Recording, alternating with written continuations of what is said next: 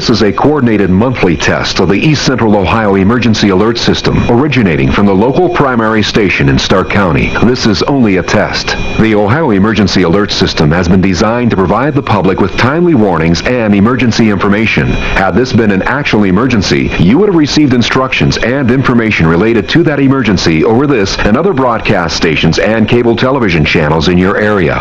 This concludes this test of the East Central Ohio Emergency Alert System.